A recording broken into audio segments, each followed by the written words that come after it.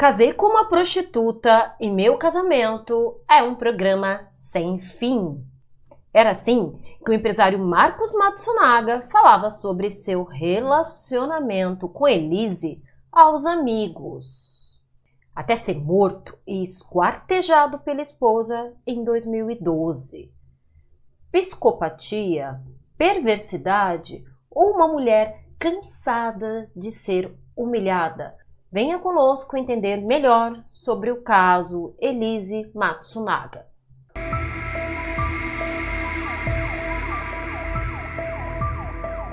Olá, sejam bem-vindos novamente ao canal. Desde o início eu peço para vocês se inscreverem, curtirem, ativarem o sininho. Toda quinta-feira, 7 horas da noite, tem casos novos aqui no canal. E peço também, caso você queira destrinchar melhor aí alguma história policial ou misteriosa, deixa aqui nos comentários que eu vou contar e investigar essa história para vocês. Bem, gente, hoje nós vamos falar do emblemático caso da Elise Matsunaga, ou mais conhecido aí popularmente como o caso do dono da Ioki. Nascida em 29 de outubro de 1981 no estado do Paraná, mais especificadamente na cidade de Chopinzinho, Elise Araújo era uma criança cheia de sonhos do interior ali do Paraná, que vivia de uma forma muito simples. Logo cedo, quando ela tinha cerca de 3 anos de idade, ela foi morar na casa da avó junto com a mãe. Elas moravam numa casa com as condições assim muito paupérrimas. Não tinha televisão, não tinha geladeira, não tinha banheiro. Era uma casa assim em condições bem difíceis para abrigar a quantidade de pessoas que moravam lá. Vamos recordar que se tem informações, era a mãe de Elise, a Elise, o bebezinho, né, que era recém-nascido, e uma tia. Só que tempos depois, a mãe da Elise, ela arruma um namorado. E este namorado tira ela um pouco ali daquela situação. Não que eles tenham ficado ricos e tudo mais, mas a situação de vida da família dá uma melhorada ali, porque começa a ter um homem como provedor. Só que o que a mãe de Elise não imaginava é que a filha dela iria ter um trauma muito maior do que morar numa casa que não tinha banheiro, que não tinha televisão e não ganhar presentes de Natal ou de aniversário. Por quê, gente? Ela começa, então, a adolescência sendo violentada por esse padrasto. O que acontece? Depois dessa violência, ela foge de casa, ela vai para Gravataí, né, uma cidade no Rio Grande do Sul, ela vai ali para a estrada, e dizem relatos que para sobreviver ali, nesses tempos que ela ficou na estrada, nesses dias que ela ficou na estrada, ela começou a se prostituir. Então ela subia de caminhão em caminhão ali, fazia algum trabalhinho, vamos falar, sexual, para conseguir sobreviver esses dias. Mas a família, que ainda não sabia do ocorrido, acionou o conselho tutelar e trouxe a Elise novamente para casa. A família, a mãe, para ser mais específica, só ficou sabendo aí do ato de violência cometido pelo marido com a enteada tempos depois. E, gente, a reação dessa mãe foi a mais nojenta que a gente pode imaginar que uma mãe faça com a filha. Quando Elise contou que ela sofreu o abuso aí por parte do padrasto, a mãe simplesmente encheu a mão na cara dela. Como assim? A mãe deferiu um tapa, aquele tapa extremamente violento, xingou a filha, falou que a filha estava provocando o marido dela, estava roubando o homem dela. A partir dali, a Elise, ela foi morar, né, com uma tia, essa mesma tia que dividiu a casa da avó com ela, e até hoje, avançando um pouquinho na história, a mãe de Elise vive com esse padrasto aí. A mãe de Elise se chamava Dona Roseli Araújo, certo? Então a Dona Roseli Araújo preferiu acreditar aí no novo marido. Tem duas questões que nós temos que levantar muito fortes aí, né? A Elisa é de 1981, então o que aconteceu com ela foi meados aí dos anos 90, 96, mais ou menos, que ela deveria ter ido na casa dos 15 anos de idade, que foi quando ela sofreu esse abuso. Galera, nós avançamos muito hoje no século XXI, quando nós falamos de sororidade, de direitos femininos e tudo mais. Por quê? Né?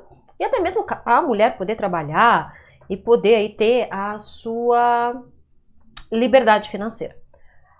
A Dona Roseli, ela pode até ter acreditado na filha em algum momento, mas era o marido que provia a casa e provia o conforto dos outros filhos.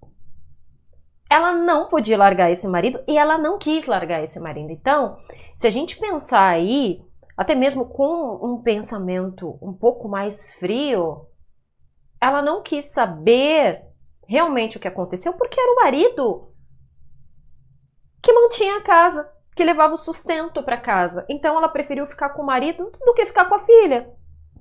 Na cruel realidade, essa é uma verdade, realidade, verdade, né? Realidade, verdade e a crueldade aí no meio, mas que acontecia com muita frequência e infelizmente acontece até hoje. E outra coisa, você transformar uma vítima em culpada. Porque também, você fez isso acontecer. Eu falei para você que isso ia acontecer, a culpa é sua. Você que é a mulher sem vergonha, a mulher oferecida. O meu marido, ele se sentiu provocado, ele perdeu a cabeça, ele agiu por instinto. Infelizmente, galera, era uma época, meu povo, que... é instinto. Ele fez isso por instinto. Ele estuprou uma menina de 15 anos por instinto. Pelo amor de Deus, né, gente? Enfim, desde já, eu quero deixar uma coisa bem clara que não justifica o ato extremamente violento que ela cometeu aí com Marcos Matsunaga, certo? Não justifica de forma nenhuma, mas nós temos também que colocar em xeque que já era uma pessoa que vinha aí de um histórico de violência. Com 18 anos, para subir um pouco na vida e tudo mais, ela vai para Curitiba estudar enfermagem. Então ela começa com os estudos. As pessoas ali da época relatam que ela tinha realmente muita habilidade aí na área da saúde e tudo mais. Só que o que nós sabemos, e até hoje, é que os cursos aí na área da saúde, seja ele enfermagem, medicina, psicologia, eles não são cursos baratos. E mesmo que a pessoa tenha uma bolsa, não pague, seja de uma universidade pública, que não foi o caso dela, essa pessoa também tem que se manter. Lembrando que a Elise, nessa época, ela precisava também se manter. Então, conversando ali com uma amiga no refeitório, ali no intervalo da faculdade, ela começou a perceber que essa amiga vinha sempre assim, né, mais bem vestida, tinha carro e tudo mais. E essa amiga fala pra ela: você é nova, você é bonita, tem como você ganhar dinheiro. Então, segundo a Elise, por dicas dessa amiga, ela começou a se prostituir para pagar aí a universidade. A Elise, ela foi apresentada a uma mulher muito poderosa, a qual ela administra, como é que eu vou colocar a palavra aqui para vocês? Várias casas adultas, vamos falar assim, de entretenimento adulto. E quando a gente ri, mas ri de nervoso, porque é uma situação que é tão trágica que chega de uma certa forma, gente, até ser cômica, tá? Vocês pensem numa menina que saiu ali do interior, né, do Rio Grande do Sul. Rio Grande do Sul? Gente, será que eu tô confundindo o estado? Não, Paraná. Tu tá no sul, Paraná, perdão. Ela não falava bem, ela era uma menina simples. Então, quando ela foi conhecer aí essa senhora, essa cafetina começou a ouvir o jeito que ela falava. E a cafetina ficou, minha filha, olha, pro estabelecimento que você quer, você não serve. Por quê? Essa senhora tinha desde casas assim, mais ou menos, até casas de alto nível, que nós falamos que são frequentadas por executivos. Só que qual era a exigência mínima, tá? Mínima, para trabalhar nesses espaços recreativos aí de alto custo? Falar pelo menos 2 línguas. Então a dona olha para Elise e fala, Anjinha, mas nem o português você tá falando direito. Tu não arranha nem o português direito. Não dá para você trabalhar numa casa de alto luxo. O que eu posso fazer é te colocar ali numa casa de entretenimento que eu tenho, que o público é assim, menos exigente e tudo mais. Então, foi, né, o que ela fez, a Elise topou. Com o passar do tempo, a Elise, ela começou a colocar fotos dela em sites também de serviços de prostituição. É engraçado porque as colegas dela relatam que ela não tinha muito jeito para coisa, que ela era muito tímida, que ela era muito extrovertida, que ela não era muito extrovertida, né? Que ela era mais ali introspectiva. Só que ela começou a fazer um certo sucesso, porque ela era novinha, era padrão, loira, chamava atenção, né? E mesmo não sendo considerada assim aquela mulher sexy, empoderada, ela tinha ali um público, as fotos dela chamavam bastante atenção. Até que ela conheceu um cliente que mal sabia ela queria mudar a trajetória dela para sempre.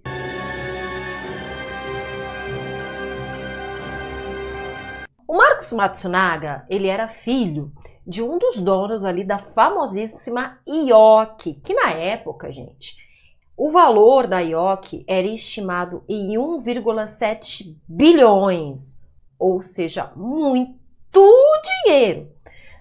O Marcos, então, teve aí uma infância e uma vida totalmente diferente da vida de Elise. Ele tinha mais um irmão de família tradicional japonesa.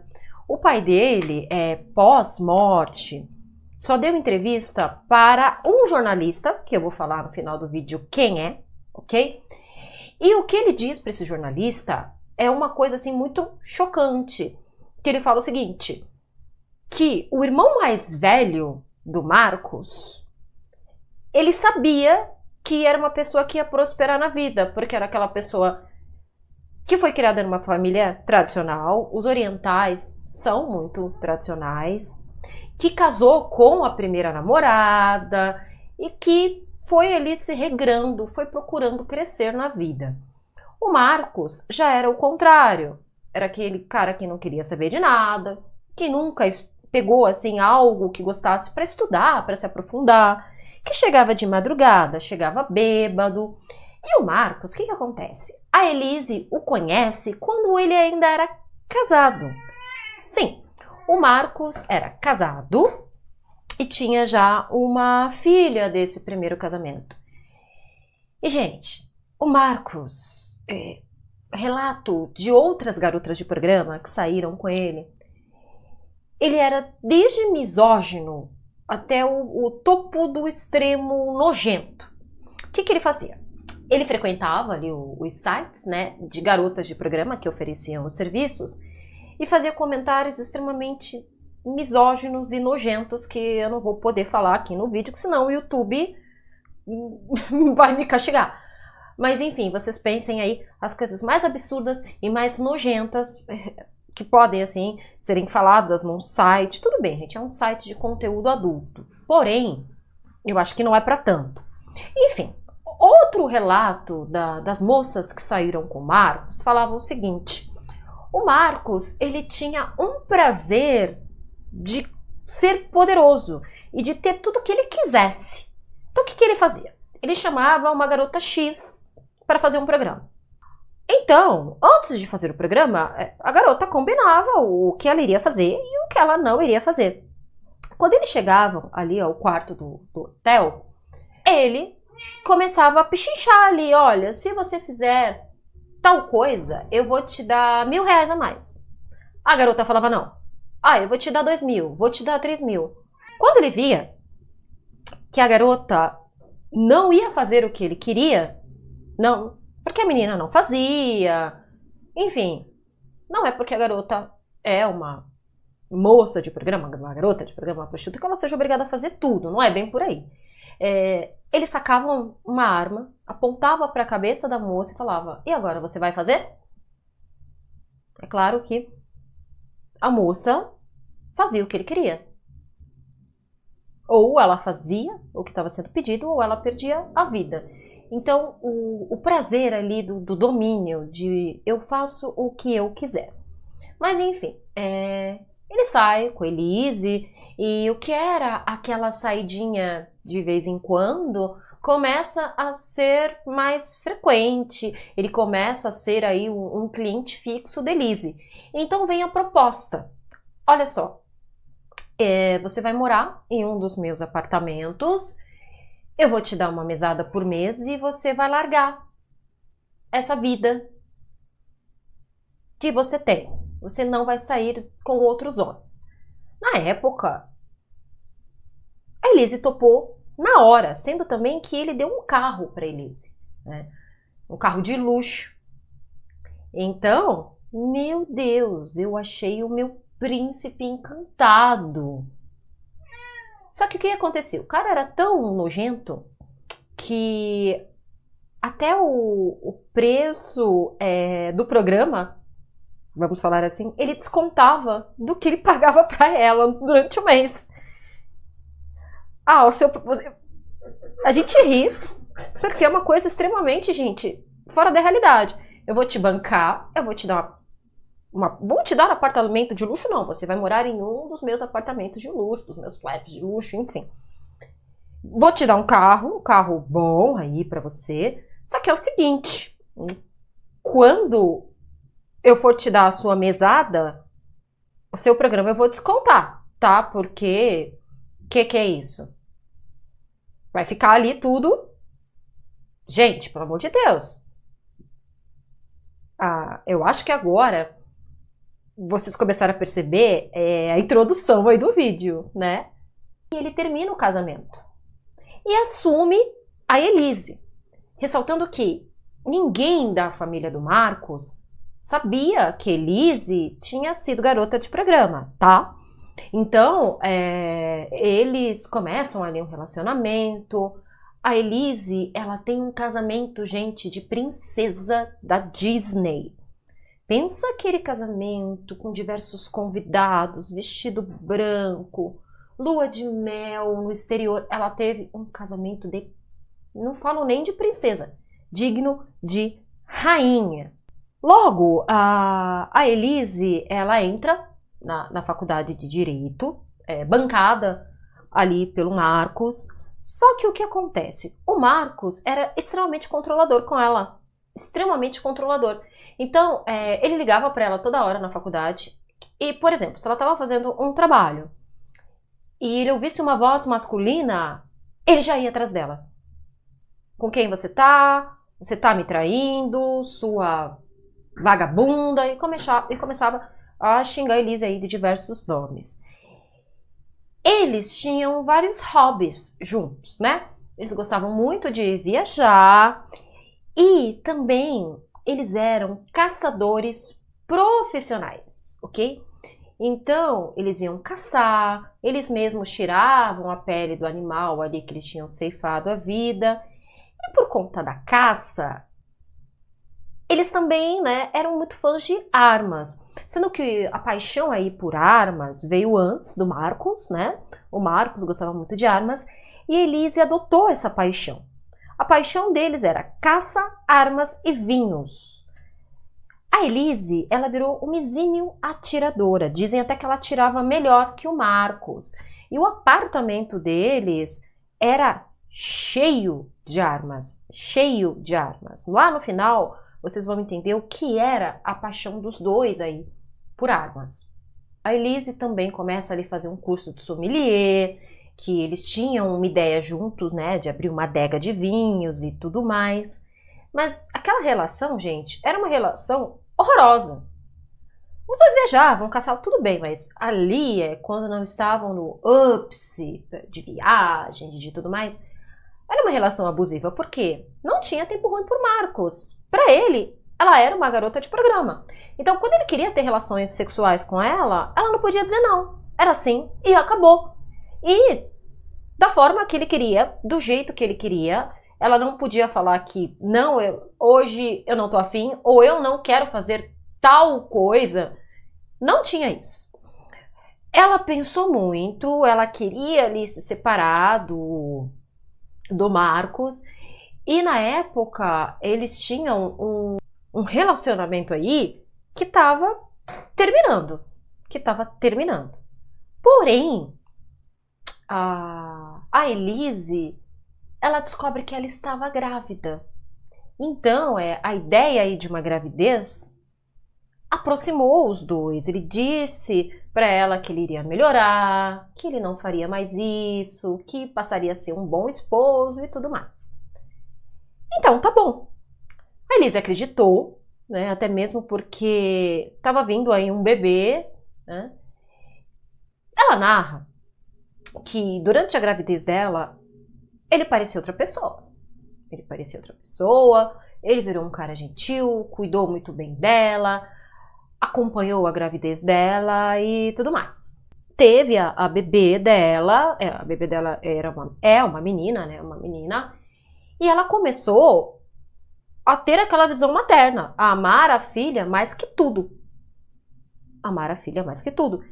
Então, alguns caprichos do Marcos, ela realmente não se sujeitava mais. E ela começou a perceber que o Marcos estava muito estranho, né? E o que ela tem aí a excelente ideia? Ela coloca um detetive particular para perseguir o Marcos. Então, ok, né? O detetive começa a investigar e tudo mais. Nisso, ela contrata uma advogada, certo? Que é uma das advogadas aí, que também teve um papel crucial aí nesse caso. E ela arma uma situação. Ela pega a bebezinha dela, a babá, e viaja para o interior. Lá de Curitiba para visitar alguns parentes. E deixa o seu Marcos aqui em São Paulo. O que ele faz? Gente, não adianta. A pessoa só muda se ela quiser. E mesmo assim é muito difícil. A pessoa que trai, casa com outra, a pessoa que ela está casada naquele momento, ela tem que amar muito. Amar muito porque a probabilidade do ciclo de traição continuar é gigantesco. E foi o que aconteceu. Quando ela estava ali visitando os parentes e tudo mais, o Marcos, né, foi descoberto ali pelo investigador que filmou e fotografou ele com uma nova garota de programa na frente de um restaurante. Garota de programa a qual ele também tinha dado um carro. O mesmo carro. O mesmo modelo, que era uma TR4. A produção disso aqui que é uma TR4. Ele deu uma TR4 para Elise e agora estava dando uma TR4 para a nova amante. E também bancava ali o apartamento, o flat que aquela moça, aquela nova prostituta estava morando. E pior de tudo, o restaurante japonês que Elise descobriu, aquela coisa de casal, amor, eu descobri um restaurante tal. Ele levou a amante neste restaurante. Nesse restaurante ele levou a moça. Gente, pra piorar, lógico, o detetive, o investigador, liga para Elise e fala, olha, realmente aí as tuas suspeitas são verdadeiras. Ele está saindo com uma moça X, a moça também, né, é uma moça de programa, uma garota de programa. Ele colocou ela para morar aí num flat, deu também uma TR4 para ela, e eles estavam na frente de um restaurante japonês tal. Elise dispara ali no telefone. O nosso restaurante? O nosso restaurante? E o detetive afirma, sim, é restaurante X. E aí a gente percebe uma coisa muito também do ego feminino. Ela pergunta pro investigador, ela é bonita? Investigador, olha, o investigador começa, né? O detetive começa ali a enrolar. Você não ouviu o que eu te perguntei? Ela é bonita? O investigador fala, ela é uma mulher bonita.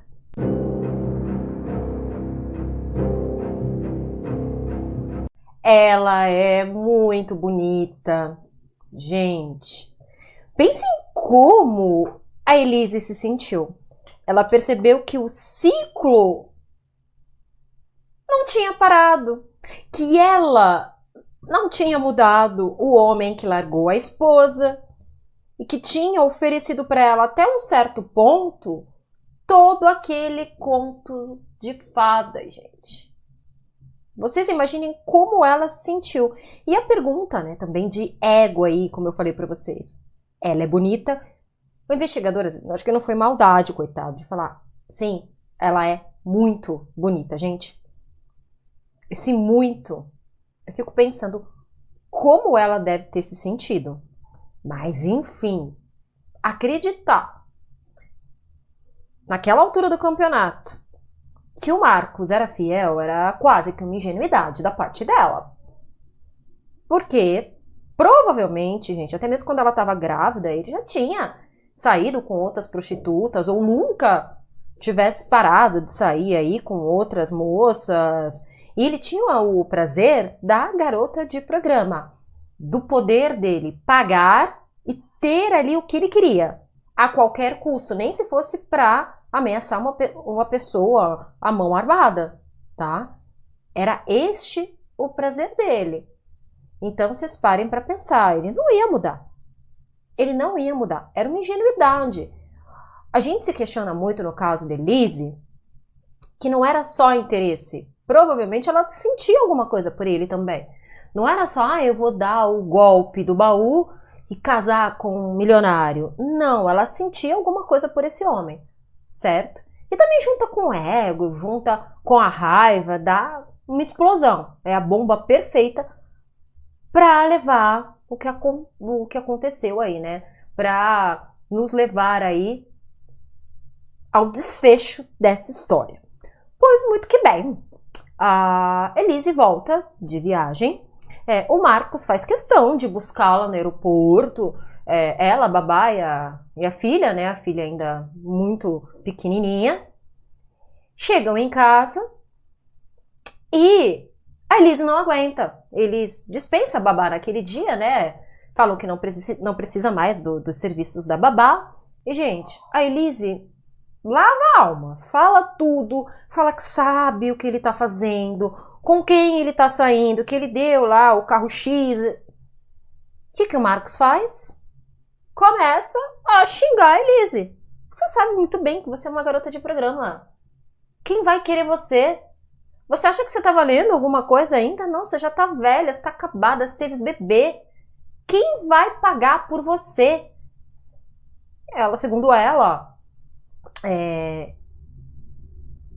ia pedir a separação, falou que ia pedir a separação, e ele disse o seguinte, tá bom, mas aí a filha é minha, você nunca mais vai ver sua filha. Eu dou um jeito de você nunca mais chegar perto da sua filha. Segundo a advogada, na época, que estava conversando com a Elise e tudo, ela tinha tudo para ficar com a guarda da filha, porque ela tinha provas da traição. Mas Elise, gente, ela não aguentou. Ela estourou e jogou tudo na cara aí do Marcos, que segundo ela, deu também um tapa na cara dela. E que esse tapa fez crescer o ódio que ela já estava sentindo. Eles tinham pedido uma pizza, né? Como vocês sabem, prédio, logo prédio de luxo, porque eles moravam num prédio, um apartamento maravilhoso em São Paulo. O Marcos, com o belo gosto dele de arquitetura e um cara totalmente megalomaníaco, né? Ele mandou quebrar 2 apartamentos, né? Juntar os 2 apartamentos, então era uma coisa muito esquisita. Porque você tinha tamanho, mas um tamanho ali mal ajustado, sabe? Você não sabia muito bem onde ficava uma coisa, onde terminava a outra. Mas pra vocês terem uma ideia, como esse cara...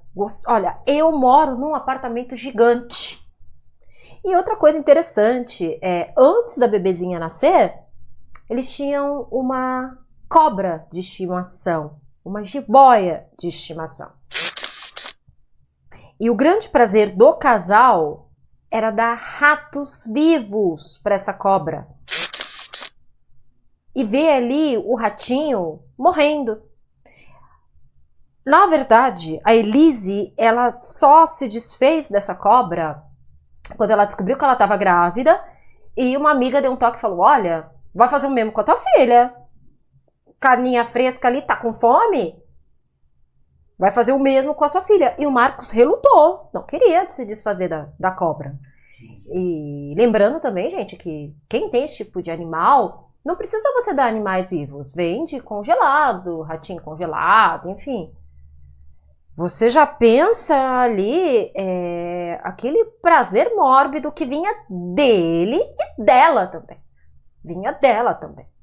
Pois muito bem, ele desce ali para buscar pizza, né? O entregador não sobe. Ele tem as últimas imagens dele. Ele desce socando o elevador e tal. E o último registro dele vivo é quando ele sobe com essa pizza. Quando ele sobe com essa pizza e depois não tem mais imagens do Marcos vivo. Aí começam as versões desse caso. Segundo Elise, eles comem a pizza, a briga não termina, ele continua xingando Elise, diz ela que tinha uma arma ali e ela perde a cabeça e atira nele. Dá um tiro também, um tiro na cabeça. Só que, gente, começa aí a coisa a distorcer, tá? Segundo a perícia, não tinha como o tiro alcançar na posição que ela fala aqui. Foi um tiro ali de última hora de raiva. Por quê? Ela é uma mulher de aproximadamente 1,5 m e o Marcos tinha mais de 1,80 m. O tiro veio desta posição. Não veio desta posição. Eu sou uma mulher baixa. Eu tenho 1,59 m de altura. Nunca eu iria atirar uma pessoa de 1,80 m para o tiro alcançar aqui, a não ser se eu estivesse esperando aquela pessoa na espreita com algo que me elevasse ou pegando essa pessoa de surpresa. Porque, por exemplo, a pessoa vai fechar a porta de um apartamento, ela vai abaixar. Então, ela dizer que foi num momento ali de... eu estourei, ele estava me xingando, eu apontei a arma e ele continuou me xingando, a história não bateu muito bem. O que acontece?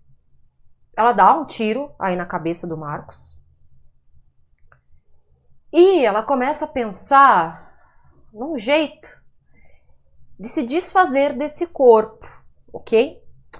Vamos recordar que a Elise era enfermeira, então ela sabia muito bem fazer cortes de precisão.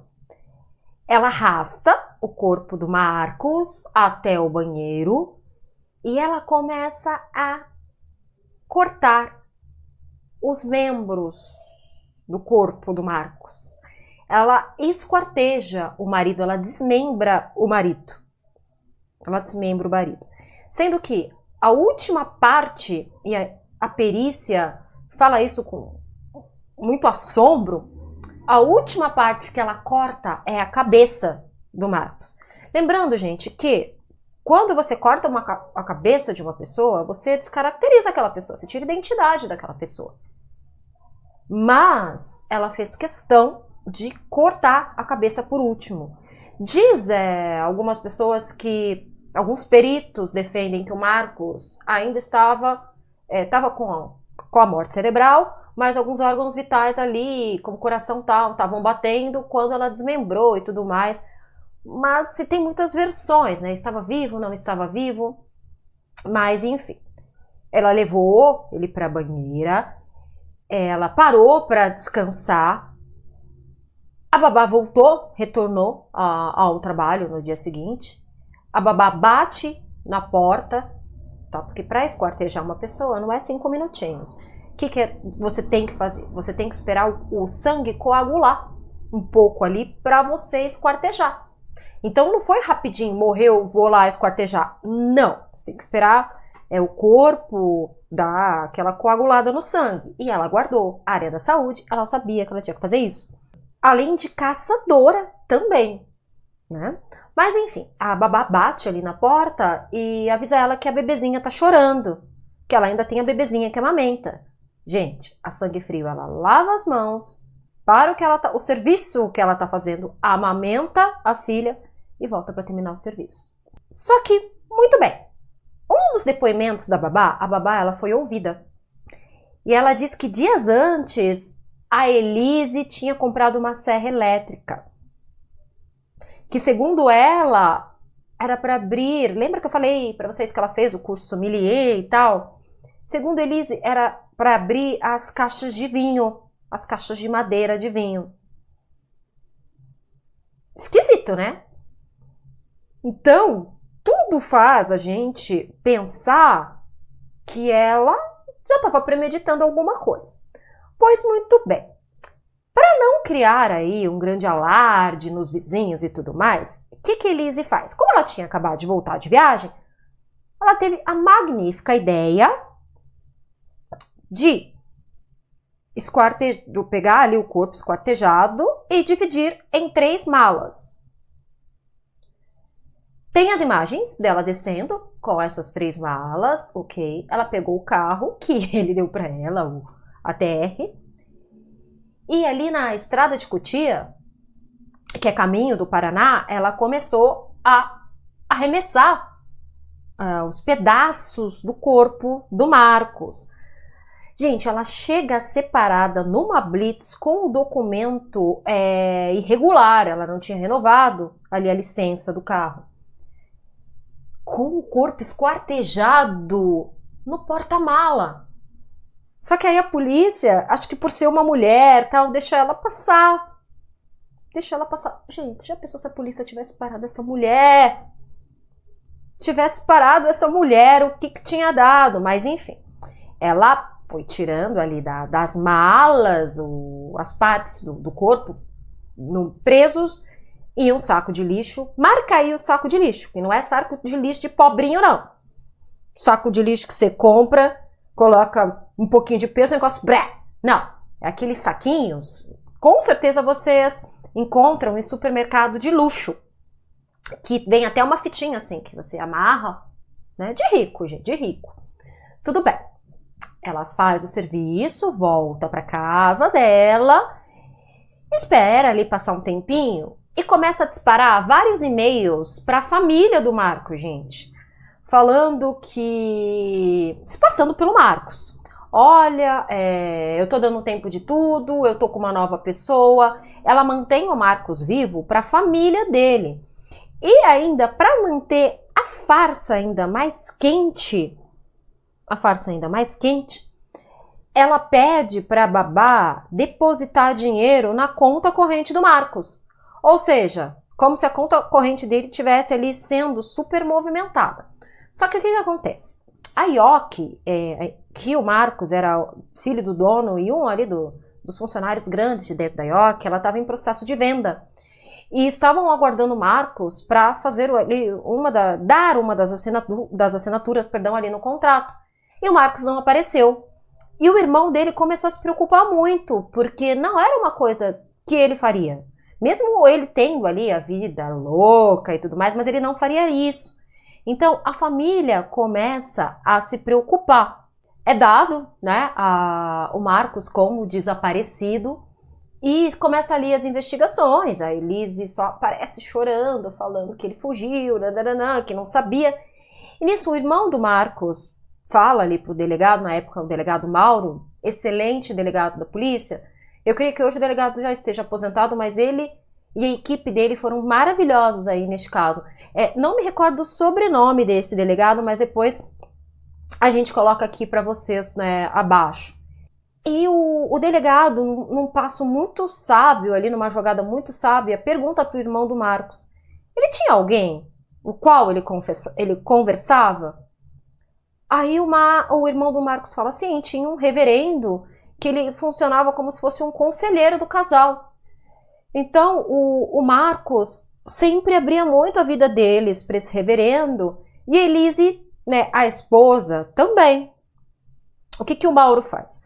O Mauro, ele entra em contato com esse reverendo e esse reverendo vai, né, em depoimento e fala pro delegado: eu disse que ela ia matar ele. O start da polícia é ligado aí.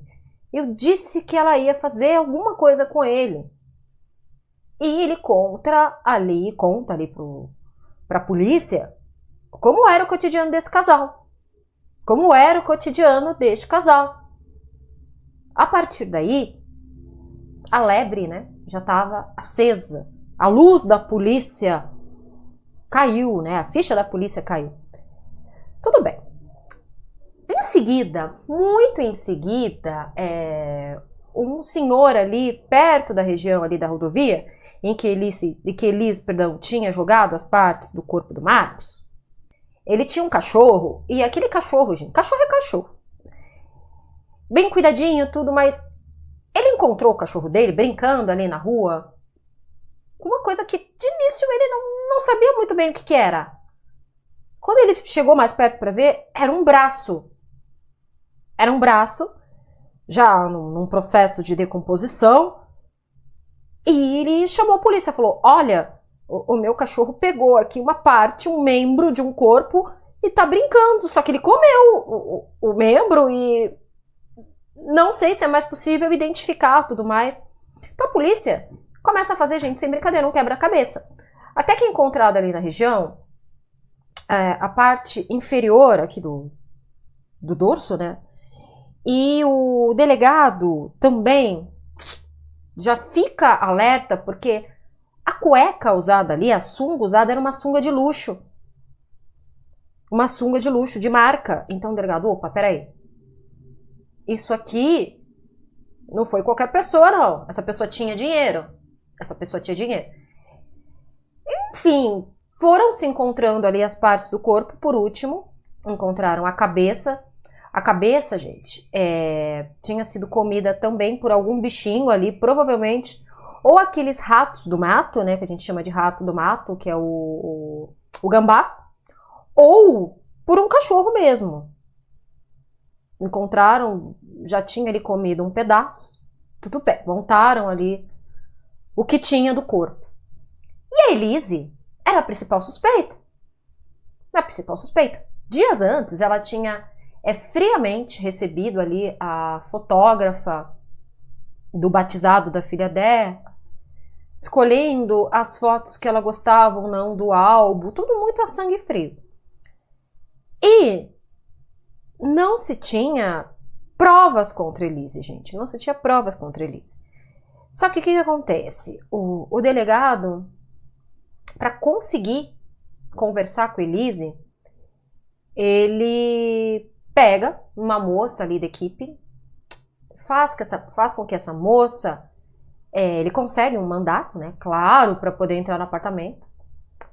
E essa moça da polícia toca ali o interfone do condomínio de luxo e se finge de uma moça da prefeitura, tal, de um serviço da prefeitura. E eles fazem Elise descer. Por que todo esse cuidado do delegado, gente? Lembra que eu falei pra vocês que Elise atirava muito bem e que ele tinha conversado com o reverendo? Pois bem, o Marcos, ele tinha um acervo de armas em casa. O reverendo contou que eles tinham este acervo de casa aí, essa coleção de armas gigantescas. A equipe policial ficou com medo de subir e ela já tá esperando ali, munida. Então eles fazem Elise descer. Aí ela desce e tal, começa a conversar ali com a moça que ela não sabe que é uma policial e ela já é rendida. Ali pela polícia, oi, tudo bem aqui? A gente só quer conversar com você, tá? Ela recebe ali a equipe policial, tipo num salão. De princípio elas não sobem, né? A polícia não sobe. E ela começa a conversar ali com o policial, ele, poxa, mas ele te batia, perdão, e tudo mais. E ela começa a cair em contradição em muita coisa. Em muita coisa ela começa a cair em contradição. Não, porque ele foi viajar, não sei o quê, e nunca mais voltou. Mas Elise, as malas que... Ela se desfez das malas depois, tá, galera? Ela não levou a mala pra casa. As malas que foram encontradas são as mesmas malas que nós vimos na filmagem aqui de segurança do seu prédio. Como você explica isso? Ela começa a desmontar, o delegado falou, olha, delegado Mauro, chega de bate-papo. Agora a gente vai conversar, né? Delegado Mauro Dias. Agora a gente vai conversar pra valer, a gente vai ter que subir no teu apartamento. Nisso, a equipe começa ali a mexer nas coisas e tal, e ela fica muito nervosa com a fotógrafa do crime, a Thelma, né, que é uma fotógrafa pericial maravilhosa. Vocês vão quebrar, você sabe quanto custa esse vinho? É muito mais que o salário de vocês, ela era dessa arrogância. E o advogado, na época, já um outro advogado que estava trabalhando com ela ali, sem saber nem o que dizer, né? Meu Deus, Elise, cala a boca, Elise, cala a boca. A Thelma também, a Thelma relata isso em algumas entrevistas. Ela tava com uma bebezinha, a Thelma falou pra ela, Elise, você não quer deixar com alguma vizinha, tal, ou a criança? Quem cuida da minha filha sou eu. Querida, a Thelma falou, a minha filha e meu filho estão dormindo lá em casa. A tua filha aqui que tá passando por uma investigação policial, não sabe nem o que tá acontecendo, os meus estão em casa dormindo. Aí o policial também com a Thelma. O delegado, Thelma, agora quem tem que calar a boca é você. Cala a boca. Era um climinha assim super gostoso, né? Pois muito bem. O Mauro pede para Elise as roupas que ela estava usando no dia em que o Marcos desapareceu. Claro que ela já tinha lavado as roupas, ela vai lá. Tá aqui. Só que o Mauro, muito sabiamente, fala, tudo bem, só que você aparece ali na filmagem com bota. Cadê as botas? O lugar que ela tinha descido para jogar as botas, tinha um tipo de barro ali que só tinha naquele lugar. Quando a polícia pega, o delegado olha, só olha para ela. Elise, você tem alguma sacola que eu possa colocar? Essas botas? Adivinha o que ela traz? O saco de lixo idêntico, os quais ela tinha jogado ali na estrada, que foram encontrados, né? Com o corpo do marido dela ali, desmembrado. Bater palma em vídeo não é certo, porque prejudica o áudio, mas gente. Não sei se eu bato palma, não sei se eu falo eureka. Ele olha pra Elise, bem, você é formado em direito, né? Você já sabe o que você tem que fazer. A Elise é levada pra delegacia, o depoimento dela é filmado, porque o delegado fala que tinha muito medo de ser, como era um caso midiático, e a mídia estava muito em cima ali deles para descobrirem o assassino, gente, filho do dono da IOC. Era óbvio. E logo 2012, né? Aquela mídia em cima, sem deixar a polícia investigar direito. Em cima ali, e é filmado esse depoimento e ela conta o que ela fez. O relato dela, como eu falei para vocês, que ela estourou e que ela deu um tiro. E depois ela esquartejou. É o relato que ela sustenta. Tudo bem. A Elise, ela vai aí para júri popular. E esse júri, gente, até hoje ele é muito colocado em xeque. Uma mulher que sofreu diversos abusos, sofreu um relacionamento abusivo, para ser mais enfática aí, que ela achava de início que era um conto de fadas? Ela foi vítima ou culpada desse assassinato brutal?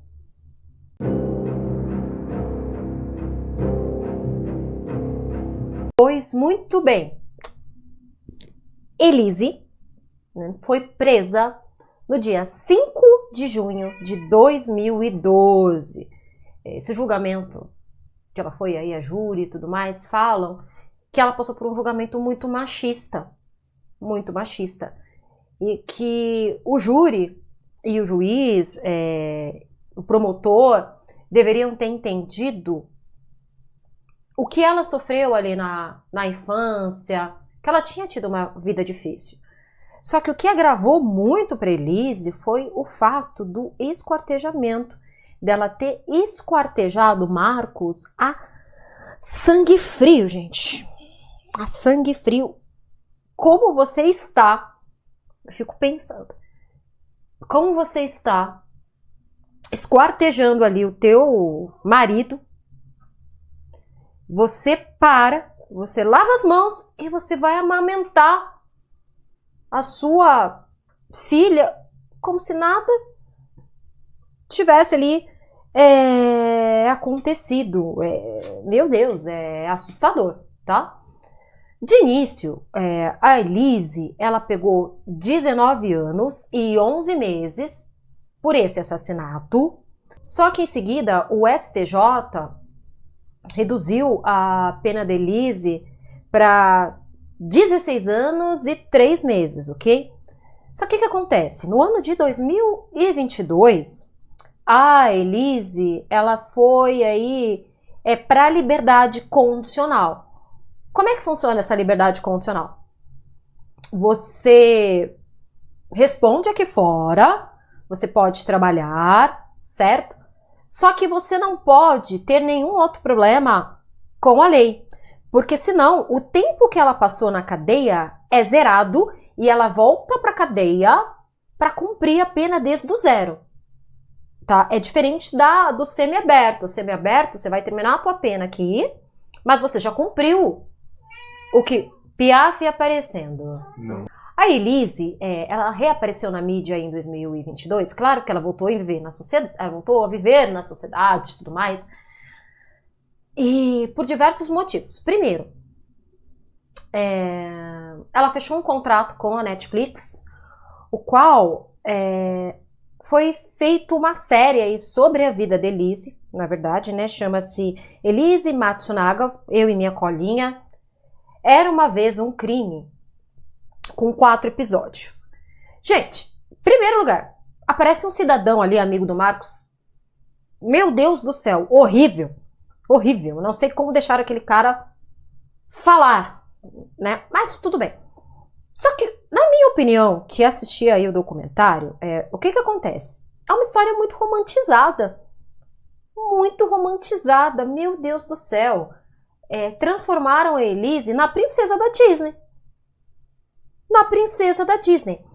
E segundo a Elise, o intuito dela era o seguinte: gravar esse documentário para que a filha dela soubesse a história por ela, como os fatos aconteceram por ela, certo? Tanto que quando ela saía da cadeia, ou até mesmo quando ela saiu da cadeia, definitivamente para cumprir a pena aqui fora, ela saía com cartazes, minha filha me perdoa. Ela não fugia da mídia, ela fugia, ela saía um pouco rápido, mas ela falava, minha filha, eu te amo, tal. Enfim, hoje a filha dela, né, vive aí com os avós paternos. Dizem que a filha descobriu o que aconteceu com o pai na escola. E gente, não dava para esconder a verdade durante muito tempo dessa criança. Uma hora a filha dela ia descobrir o que aconteceu. Era impossível a filha não descobrir. Então cabe a essa filha aí mais pra frente saber se vai perdoar a mãe ou não. Minha opinião sobre o documentário, assistam se vocês quiserem, porque pra mim transformou a Elise na princesa da Disney, que ela não é. Tem, claro, uma mulher que sofreu a vida inteira, mas que cometeu um crime. Se alheia para todos, ela não é a princesa da Disney. Ela não é a princesinha da Disney. E outra coisa também que veio a público e tudo mais é que ela tinha falsificado o atestado de antecedentes para poder trabalhar nesses carros que você chama como se fosse a Uber, né? Só que hoje ela atende no interior. Não é o Uber propriamente, mas ela falsificou ali esses carros, essas corridas aí que nós chamamos por aplicativo, corrida de aplicativo, né? Ela falsificou os antecedentes para poder trabalhar. Galera, é muito controverso a história de Lizzie, porque ela sim tem uma junta psiquiátrica que fala que ela é uma psicopata. Acreditamos que quem somos nós para duvidarmos de um psiquiatra, de uma junta psiquiátrica? Mas ela também aí tem uma história de que o assassino dela foi se construindo. Foi construindo aí a ceifadora da vida dele. Foi construindo a assassina. E do documentário, voltando ao documentário, uma coisa que me chocou no particular é que esse padrasto aí, que a violentou, ele aparece no documentário. Aparece, falando que ela não mora lá, o cara é super frio. Aí colocam assim a legenda que foi ele que abusou dela. Abusou não, né, gente? Violentou a Elise. Pois muito bem. Agora, uma dica que vale muito a pena vocês pesquisarem. Ulisses Campbell não está me pagando nada. Ulisses, me nota. Tá, te amo. Mas enfim, o Ulisses... Se quiser pagar a gente... Se quiser pagar a gente... Gente, só fazer uma parceria com o Ulisses já seria maravilhoso. Manda o livro. Ele lançou agora o livro do Maníaco do Parque. Lança pra mim. Lança pra mim não, né? Lança pra mim já é demais, mas... Você não leu nem o Flor de Lis ainda? Quem falou pra você que eu não li o Flor de Lis? Você não leu? Li o Flor de Lis. A produção tá falando que eu não li o Flor de Lis. Gente, Ulisses, eu li o Flor de Lis, eu li o Suzanne Richthofen e li o Delise Matsunaga. O meu favorito de todos, não vou mentir, é o da Suzane. Beto Ribeiro vai ficar com ciúme, um youtuber maravilhoso também. Mas o Ulisses Campbell, ele fez o livro que conta a vida de Delise Matsunaga. Na verdade, eu sou uma das pessoas que, quando li o livro contado por Ulisses, eu tive uma visão diferente da história de Elise. Eu comecei a enxergar que Elise realmente teve todo esse sofrimento aí, não que justifique. Mas ela, gente, ia para um lado criminoso com muita facilidade. Com muita facilidade. Uma mulher violentada, depois que teve que se prostituir. Um fato muito interessante que ela conta é que o primeiro programa dela foi com um homem lindo, que tinha dinheiro, cheiroso, maravilhoso. Então ela falou, opa, mas agora? O cara tratou ela como uma princesa, tudo mais, levou pra jantar, foi muito carinhoso com ela. E ela disse depois que o segundo programa dela era com um senhorzinho de muita idade, com um vovozinho que usava fralda. E que, gente, o vovozinho cheirava ali a urina, e que ela teve que tentar fazer o programa com o vovozinho. Então, uma profissão com altos e baixos, tirando quando encontrava aí os marcos da vida. Então, ela achando que tinha sido tirada do sofrimento, na verdade, ela tinha encontrado o maior terror da vida dela e que até hoje ela é marcada por isso. Galera, a história é essa. É uma história muito interessante, muito emblemática. Levanta muitos questionamentos até hoje, porque defendem também que a Elise é muito pequena. Elise é menor que eu, gente. Eu tenho 1,59 m, a Elise tem 1,5 m. Elise tem 1,5 m. E o Marcos era muito grande. Mesmo ele sendo de família oriental, foge muito ali da raça, né, da origem japonesa. Normalmente os homens não são muito altos. Mas ele era um homem alto. Ele era um homem alto. Então, há aí relatos, pessoas defendem que ela não conseguiria puxar o corpo sozinha. Mas vamos lembrar Enfermeira, gente. Enfermeira tem manejo, tem força. E falo com propriedade porque eu tenho uma irmã enfermeira, eu tenho prima enfermeira. Elas sabem muito bem como mexer, como levantar uma pessoa. Corte de precisão. Falam, mas os últimos cortes foram meio mal feitos, porque os cortes eram cirúrgicos, certo? Mas os últimos cortes ali estão meio tortos, gente. Provavelmente ela estava ficando cansada. Então, os cortes ali não ficaram tão perfeitos quanto os primeiros. Ela cortou, na verdade, né, os primeiros cortes ali, com a marca certinha da roupa, da blusa. Logo, já levantava-se a hipótese que era uma pessoa que sabia o que estava fazendo. Uma caçadora sabe como cortar um animal, sabe como tirar a pele de um animal, sabe muito bem mirar uma arma.